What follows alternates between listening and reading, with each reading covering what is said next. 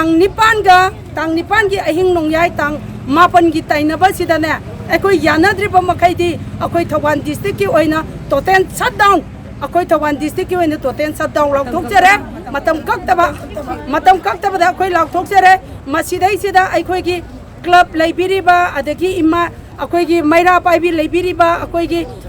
kathen da laibiriba singsina akoi gi support tawbiu aduga school college singju support tawbiu ana ayek aduga akoi gi kano ising mai ising dadi akoi ayet pa pijate aduga lairiba okto cheliba akoi gi magic cheliba singsichu ma kano akoi sorok chingjanjara sorok tangkhai tingaga akoi na ngasi hujariba kano ase iho ase atai ge matanate aikoina nahandagi Thawal kathen gi se tang kunthra gi nungthindagi akoina changsinjarakpa khongjang ne bako aduba akoina democratic oiba mawongda akoi khongjang ase changsinjarakpani aduga kanagi kari mata akoi mawata dabida akoi gi changpham thokpa akoi gi yamna normal da akoi gi changjanjarakpane ba marak sida akoi gi local MLA di akoi gi di ek chem sini mangonda chalaga hairure adagi mana muk chem akoi gi khemchanje amuk lai lore aduga lawraga mane appointment lawraga akoi phamin nakre akoi phamin naraba matungda amo makhoi department gi oiba phamin narage haidana ngarang makhoi department gi oiba phamin nare makhoi department gi oiba phamin naraba matungda ngasi se DC da haibadi muhut gi akoi gi principal secretary yaung ngasi je akoi gi DC da phamin nagani haiba wapam adamaina yanaraga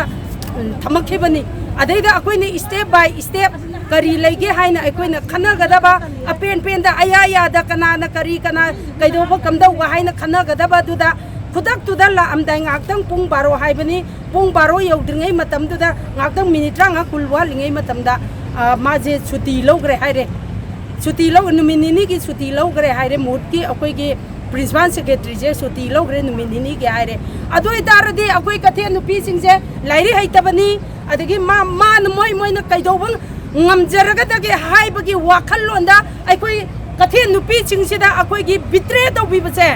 chumba poche tawbigano ba koina haibadi adoi dar yaning de ba koina kathe nupi khoisaw naraba kathe nupi mayam na ngasi di lambi thachangane haina thonglai je se ain gi wangbada mayam chatharakpa akoina ngasi democratic niyom chumna akoina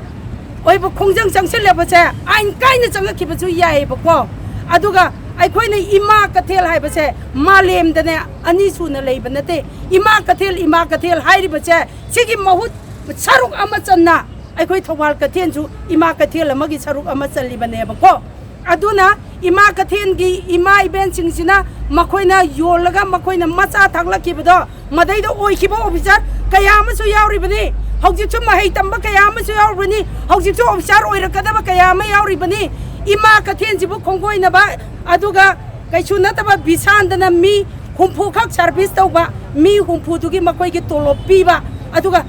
somda atai paisa buna mapalom da puthoki dawba mayanga sanarga karba tawraga mapalom da puthoki daba aduga aikoi gi ima kathen gi na mi lising ne sidai da sigadoriba mayam jina karbar macha tawba singse karbar acho tawba singsina yoksan bache aikoi khanga ga leiba ngamaktre aduna akoi ngasi tang nipan gi ahing nongyai tang mapan gi tainaba sidane akoi yanadriba makhaidi akoi Thawal district ki oina total shutdown akoi Thawal district ki oina total shutdown lauk thokjare matam kaktaba da akoi lauk thokjare masidai sida akoi gi club laibiriba adagi ima akoi gi maira paibi laibiriba akoi gi kathen da laibiriba singsina akoi gi support tawbiu aduga school college singju support tawbiu ana ayek aduga akoi gi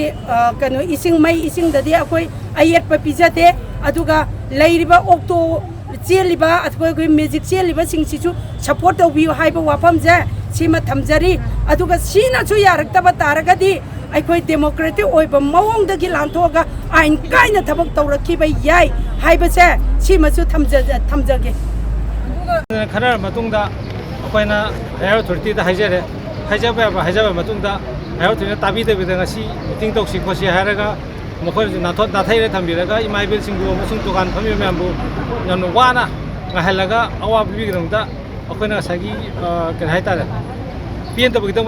thuksaraga ngasi banasi haujabani aduga akoina tawjagdaba total shutdown asida school college अदगी दुकान सिंग अतोप अतोप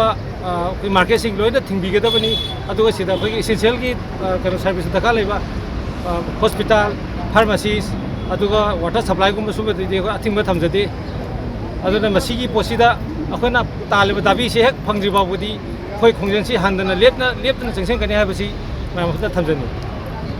Ming अमताजी अगी Ming सिंगाजित थमालंग काइदगी युमलाक अदगी सिगी मथकता अखोगी सिदा लाइबा मालसिंग हांगने हारिबा मालसिंग असि यारिबा मखैदी हांगदनबा मरि लेनबा authority सिंगना licence पीबदो रो अमदे पीबो रो अखोगी लेरिबा थवाल बजारगी हजिजिक कारबार तौदुना लेरिबा म्यामसिंग तानाबा तौदना खुदिमक लाकपा मतमदा थवालबा थवानजिदा अमता हांगबा याररोय थवाल हाबजिदि याम पिकपा जगानी इम्फानगुम्बा नते इम्फानगिदि lump खुदिमकि लोइना लागा लैबा जगानी अदुदुना थवानजिदा मोल खुदिमक लाकपा बिसाल खुदिमक लाकपा यादे अखोगी थवान कथेन हाबजिदि अंगांग उन्नरा अंगांग पुरागा अंगांग पुरकपा मतमदा थवान कथेन लाइरेंबी इमागिदा अंगांग कबुक चिथानरिबनी सि कथेनजिना मुल्लगदि अखोय बिसालदा चलगा कबुक चिथागदरबा सिजु अचौ असांग मयामना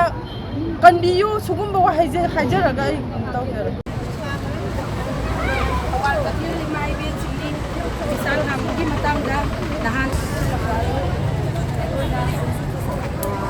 माची से दिसिगा अखोगी मोची अखोगी